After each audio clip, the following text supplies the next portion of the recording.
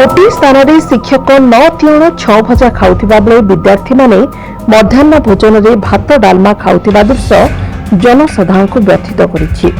एमिति किछि दृश्य देखिबाक मिलछि भद्रक जिला वासुदेवपुर अटल बिहारी उच्च विद्यालय परिसर रे।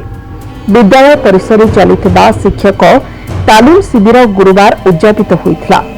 शिक्षक मानक पई मध्याह्न रे एकाधिक तरकारी होइथिला।